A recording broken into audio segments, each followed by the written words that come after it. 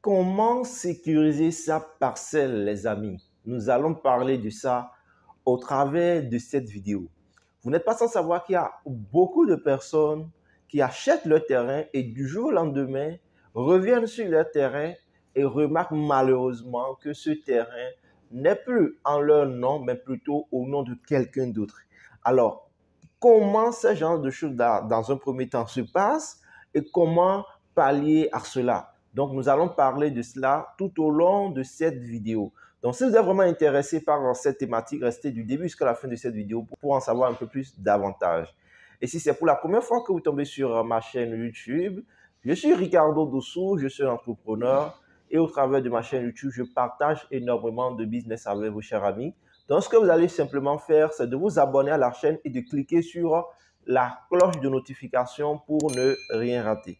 Et en bas de la description de la vidéo, vous verrez le lien de notre forum WhatsApp spécialement pour l'immobilier. Rejoignez-nous dessus, les amis. Sur ce, sans plus tarder, let's go. Donc, comme je le disais tantôt, en Afrique et plus particulièrement au Bénin, lorsque tu achètes ton terrain, et si tu es malchanceux, je dirais, tu peux te lever du jour au lendemain et retrouver ton terrain qui ne sera malheureusement plus en ton nom. Alors, c'est un phénomène qui n'est pas uniquement typique au Bénin, mais c'est un peu partout, surtout en Afrique. Et le mode opératoire, c'est que les gens, lorsqu'ils te vendent, par exemple, le terrain, et ça se passe beaucoup plus avec les autochtones, lorsqu'ils te vendent le terrain et que un an, 2 ans, tu ne reviens plus, ils ne remarquent plus ta présence en ces lieux, ils décident automatiquement de revendre ça à quelqu'un d'autre. Et souvent, ils le revendent à vil prix, au fait. C'est ça, c'est ce qu'on appelle le bradage. Donc, ils vendent ça comme ça et autres.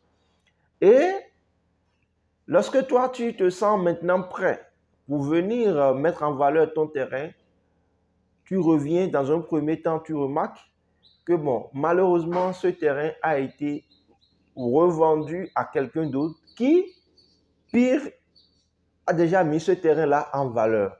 Est-ce que vous imaginez un peu, les amis, la douleur que vous pouvez ressentir lorsque vous avez votre terrain et il y a ce sujet-là, il y a ce problème-là qui est attaché à ça. Et c'est comme ça que démarrent les procès sur procès, d'année en année, 30 ans, 50 ans, etc., à n'en point fini pour ce même parcelle-là. Est-ce que vous imaginez, les amis? C'est énorme. Mais avant de continuer, je voudrais rappeler pour ceux-là qui sont intéressés pour l'achat des terrains en République du Bénin et vous voulez acheter, par exemple, des terrains en zone urbaine ou bien en zone rurale, des terres agricoles pour faire peut-être votre agriculture, ou bien vous voulez acheter des terrains que vous allez mettre en valeur, nous avons notre société Smart Life Immobilier qui vous accompagne dans ce sens et qui vous accompagne à acheter votre terrain naturellement et aussi à passer à votre projet de construction. Donc, elle vous accompagne dans la réalisation du début jusqu'à la fin de votre chantier, les amis. Donc, si vous avez par exemple un projet immobilier, que ce soit un projet locatif, que ce soit un projet personnel que vous voulez construire une maison, par exemple, pour vous-même privé, alors vous pouvez nous contacter. Et vous avez également la possibilité de construire vos maisons en briques hydrafoam où nous mettons ces briques-là à votre disposition, notre équipe, et on vous accompagne pour la réalisation de votre projet, les amis. Donc, n'hésitez surtout pas à rentrer en contact avec nous pour en savoir un peu plus davantage et nous parler de votre projet afin que nous puissions vous accompagner dans ce sens. Donc, on continue. Comme je le disais tantôt, vous vous imaginez et vous revenez, vous voyez que bon, malheureusement, votre terrain a été revendu. Et dans un premier temps, c'est déjà un choc. Et malheureusement, il y en a qui, au vu de ce genre de situation, n'arrivent pas à s'en remettre et malheureusement trépassent. Vous voyez comment c'est un phénomène criant. Alors, lorsque vous avez votre terrain et vous ne voulez pas avoir ce genre de situation, la première des choses que moi, personnellement, je recommande, bien entendu, la primordiale, c'est de se faire enregistrer, avoir les documents de son terrain en bonne et due forme. Si vous êtes au Bénin, vous vous renseignez, vous allez au niveau de la NDF, vous allez au niveau de l'hygiène, enregistrer. Et lorsque vous allez par exemple au niveau de l'hygiène, il faut d'abord vérifier ceux qui étaient déjà les propriétaires en temps. Il faut vérifier ça. Quel est le nom qui a été enregistré pour ce terrain-là? Si ce n'est pas le nom du propriétaire qui vous vend le terrain, à l'instant T, vous devez maintenant vous poser des questions et maintenant remonter jusqu'à voir le nom là appartient à qui est-ce qu'il est et pourquoi ce nom se retrouve au niveau de l'hygiène et ce nom ne se retrouve pas directement sur les documents au niveau de la parcelle qu'on vous présente, les amis. Donc ça, c'est déjà un phénomène, un problème que vous pouvez déjà élucider et les agents de l'hygiène vont pouvoir mettre à votre disposition certaines informations que vous pouvez utiliser pour approfondir vos enquêtes. C'est ça, les amis. Et la seconde chose que je recommande également, lorsque vous achetez votre terrain, franchement, n'allez pas du jour au lendemain et vous allez dire que bon, vous allez revenir d'ici 5 ans, d'ici 6 ans, 10 ans. Non. La première des choses, si vous avez la capacité, c'est de mettre d'abord dans un premier temps un puits et construire, à défaut de mettre le puits, vous allez construire, les amis, ne serait-ce qu'un petit appartement dessus, une entrée couchée. Vous construisez une entrée couchée dessus, les amis. Et lorsque vous construisez l'entrée couchée, même si c'est n'importe où, faites tout possible pour faire intégrer une personne à l'intérieur, les amis. Oui, mettez une personne à l'intérieur. Soit, si le terrain est en zone urbaine, vous voyez que bon, vous construisez l'entrée couchée, vous pouvez maintenant louer alors. C'est ça, les amis. Dans le cas contraire, si c'est dans une zone rurale, mettez l'entrée couchée et mettez quelqu'un dessus, les amis. Il y a plein qui recherchent des opportunités comme ça. Ils ne vont rien payer, ils seront sur votre terrain, ils sont en train de regarder pour vous, les amis. Bien vrai, on peut parler des cas exceptionnels où après, ça peut se retourner contre vous, mais c'est des cas très, très exceptionnels, les amis. Donc, il y a ce côté-là que vous pouvez également regarder et puis faire. Et l'autre chose, si vous avez franchement les moyens, l'idéal, c'est de faire en même temps la clôture de votre bien. Vous mettez le portail et vous fermez à clé et vous quittez là. Franchement, si vous faites ça, c'est la meilleure solution déjà même. Et vous mettez votre plaque sur le terrain, sur la clôture, en grand format, pour que ceux-là qui viendront et verront, ils sauront que bon, voilà celui qui a fait la clôture et celui à qui appartient le terrain, voilà son nom, tout et tout. S'il y a n'importe quoi, il peut vous appeler. Parce qu'aujourd'hui, ça ne suffit plus d'avoir une plaque sur le terrain, non, les amis. Donc aujourd'hui, ça ne suffit plus d'avoir une plaque sur le terrain, les amis. Je vais vous raconter une petite anecdote et vous allez comprendre pourquoi je le dis ainsi. Il y a un terrain qu'on m'a fait visiter et le terrain qu'on m'a fait visiter, j'ai vu le terrain normalement. Et dans la zone, il y a également d'autres terrains. Et la personne qui me faisait visiter le terrain me parlait d'un autre terrain. Et sur ce terrain, le terrain dont il me parlait, lorsque vous regardez la plaque qui était sur le terrain, c'est une plaque vieille. Donc, c'est difficile même que vous arrivez à lire le nom de celui à qui appartient réellement le terrain. On n'arrive même pas à lire, franchement. C'était déjà totalement effacé. Donc, je lui ai demandé, lorsque moi j'ai vu ça, je lui ai demandé, ah bon, c'est quoi, cette parcelle-là appartient à qui et autres. Il me dit non, que c'était un jeune qui était venu acheter ce terrain-là chez eux en temps et qu'il a acheté maintenant, ça fait déjà plus de 30 ans, mais qu'ils ne l'ont plus revu, tout et tout. Et je demande, bon, quand c'est comme ça, est-ce qu'il y a des gens au moins qui viennent ses proches pour demander d'après le terrain de leurs frères ou autres? Il dit bon, que lui ne connaît aucun de ses frères, qu'il y a des gens qui viennent, mais ces gens qui viennent, C'est des gens qui veulent acheter, ils demandent s'il y a des terrains vides dans la zone et autres là pour qu'ils puissent venir acheter tout et tout. Et il y en a même qui viennent sur le terrain là, mais que lui les chasse. Je dis, ah ok, d'accord. Et il me dit par la suite que bon, bientôt, comme il y aura un recasement dans la zone, tout et tout, donc comme c'est lui qui est là et il était là avant que tout ne se passe, que lui va faire le recasement en son nom, il va faire avec eux lorsque les espèces humaines seront là, il va faire et puis lorsque le propriétaire viendra, même si c'est dans des années encore plus tard, il va pouvoir lui rétrocéder son terrain. Je dis, ah, mais ce qui m'explique comme ça ne se fait pas.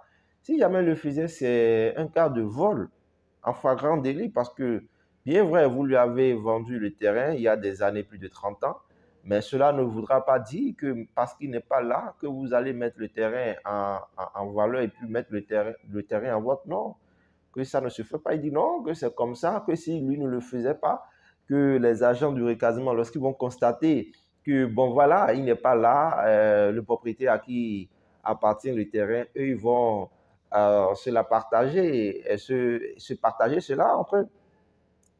Je me suis dit non, non, non, non, ça ne se fait pas, ça ne se fait pas. Si vous le faites, c'est du vol. Et il a commencé par parler. Et au même moment, il y a un terrain qui était juste apposé à celui dont on parlait. Et il vient et il dit, bon, tu es en train de parler, viens voir par exemple ceci. Et il me montre les bornes d'un terrain. Franchement, les gars, lorsque vous avez des terrains, il faut aller mettre ça en valeur et aller sécuriser. Ce n'est pas ce qui se passe là, ce que vous dites là, hein, les amis. Ce n'est pas ce que vous dites là. Les gens sont prêts à tout. Il y a une dame qui avait acheté son terrain il y a de cela 10 ans, tout juste à côté du terrain dont on parlait. Il me montre les bornes et ce sont des bornes. Il y a 2 bornes qui sont nouvellement posées. Et il vient me dire, OK, regarde cette borne. J'ai vu la première borne et il me montre la seconde. Donc, en voulant me montrer la seconde, tout juste, il y avait un écart entre la borne de la seconde borne qui était la borne principale, qui était là depuis plus de 10 ans. Et tout juste à côté, ils ont mis une autre borne. Donc, il y avait un écart de 1 mètre environ, 1 mètre ou 1 mètre 50 environ, entre les 2 bornes. Je dis non, normalement, on ne peut pas avoir 3 bornes sur la même ligne pour un même terrain. Au moins, c'est 2 bornes. Une borne de l'autre côté et une borne au fond. Là, c'est compressé, mais 3 bornes déjà, ça pose le problème. Il dit d'attendre, ce n'est pas un problème. Il m'amène maintenant de l'autre côté. Je vois exactement encore la même chose. 2 bornes et la seconde borne que je viens retrouver de l'autre côté maintenant rentre directement sur le terrain de l'autre personne qui a disparu il y a de cela 30 ans. Donc, il a acheté et on ne l'a plus vu il y a de cela 30 ans. Et ces bornes qu'ils ont repositionnées sont maintenant entrées sur le terrain de l'autre.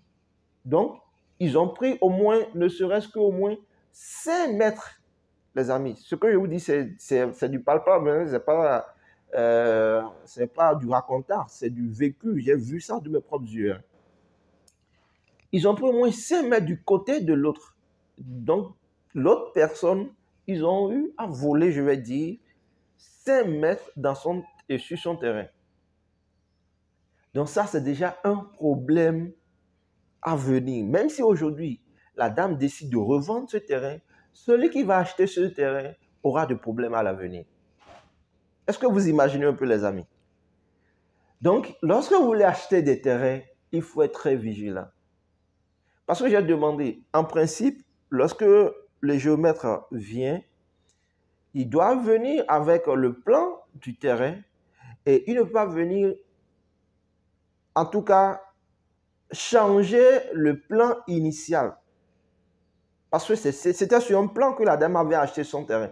Donc, lui ne peut pas revenir maintenant et au vu du plan initial, venir changer. Si jamais il le faisait, c'est ça qu'on appelle du vol. Aussi simple que ça.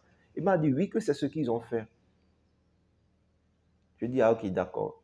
Et comme c'est quelque chose qui ne me concernait pas, je n'avais pas du tout à mettre ma bouche dedans. Donc, il m'a dit cela. J'ai entendu, moi j'ai en même temps, mais j'ai dit, ah, il faut que je fasse une vidéo pour quand même partager cela avec vous les amis. Lorsque vous avez vos terrains, ayez des gens dans la zone, vous leur montrez votre terrain. Si possible, s'il faut les payer par mois, même si c'est 5 000 par mois, ils vont vous surveiller le terrain, les amis. S'il y a n'importe quel mouvement sur votre terrain, automatiquement, ils vont vous appeler pour dire, ah, telle personne est venue sur ton terrain, il y a tel mouvement que nous constatons sur ton terrain, etc., etc. Et vous-même, vous allez voir que effectivement, s'il y a un mouvement, ils vont vous contacter automatiquement. C'est ça, les amis. À défaut, clôturez votre bien, même si la zone n'est pas encore recasée, clôturez le bien, mettez le portail pour que personne ne puisse y avoir accès, les amis. Ça, vous avez fini une fois pour de bon avec les petits problèmes. Bien vrai, il peut y avoir des problèmes après, mais plus personne ne viendra maintenant poser sa plaque ou bien venir retrancher quelques centimètres ou mètres sur votre terrain. Est-ce que vous comprenez, les amis? C'est ça. Donc, investir dans l'immobilier, c'est très bien, mais il faut franchement se faire surtout accompagner par les sachants pour ne pas tomber dans le piège. Et ce problème que je viens de révéler, ce n'est pas un problème qui vient d'une société immobilière, c'est plutôt beaucoup plus les autochtones. Puisque c'était un autochtone qui me racontait la chose, c'était eux qui étaient les propriétaires terriens, c'est eux qui ont revendu le terrain. Donc, c'était tout un quartier. Donc, cela leur appartenait. Donc, ils ont eu à commencer, ils ont eu à vendre, à vendre, à vendre, à vendre, à vendre. Ils en ont suffisamment vendu. Donc, le peu qui restait, c'est ça qu'ils ont encore vendu, un peu dedans encore. Et maintenant, lui, il veut récupérer le terrain de celui qui n'est plus, qui ne vient plus souvent sur son terrain. Pour celui-là, par exemple, il y a deux cas. Soit il n'est plus, soit il a voyagé et il se dit, bon, je vais revenir plus tard, plus tard, plus tard, plus tard, parce qu'il m'a dit que c'est un jeune. Donc, si c'est un jeune, ça veut dire que si c'est un jeune, normalement, il devait être toujours en vie, si rien ne lui était arrivé. Mais s'il n'est plus en vie, ça voudra simplement dire que ce terrain, en principe, revient pour sa famille. S'il n'a pas des enfants, ça revient naturellement pour sa famille. S'il a des enfants, tôt ou tard, les enfants trouveront ce terrain-là, les amis. C'est comme ça. Lorsque les enfants vont commencer par fouiller les choses de leurs parents, ils vont retrouver ce terrain et ils viendront prendre ce qui est leur dû. C'est ça, aussi simple que ça. Et en matière de terrain, moi je dis une chose, les amis, on ne s'amuse pas avec. En tout cas, les Béninois aussi en savent quelque chose. On ne s'amuse pas avec. Donc, ne te hasarde jamais pour dire que tu veux aller magouiller quelqu'un sur son terrain et autres, là, les amis. Non. C'est des choses qui ne nous appartiennent pas. Même la terre, lorsque nous disons des propriétés terriennes, lorsque nous disons les autochtones, ceux qui étaient là et autres là, avant toute chose, les amis, cela n'appartient à personne sur terre. Nous sommes venus sur terre, nous l'avions trouvée, elle nous a réceptionnés. Nous allons également quitter la terre et c'est encore elle qui va nous réceptionner. C'est aussi simple que ça, les amis. Est-ce que vous comprenez? Donc, on ne se bat pas pour les terrains. Moi, je dis, en tout cas, ça, c'est un conseil. Ne vous battez jamais pour les terrains, non. Ça avale très rapidement. Donc, voilà ce que j'ai voulu partager avec vous au travers de cette vidéo, les amis. Partagez avec moi votre expérience. Et pour ceux-là qui veulent vraiment se lancer dans l'immobilier, construire ou soit mettre sur pied des projets immobiliers, que ce soit des maisons locatives ou bien des maisons personnelles, franchement, contactez la société Smart Life Immobilier afin qu'elle puisse vous accompagner dans votre projet, les amis. Sur ce, on se dit alors à très bientôt pour un nouveau numéro. Bye bye.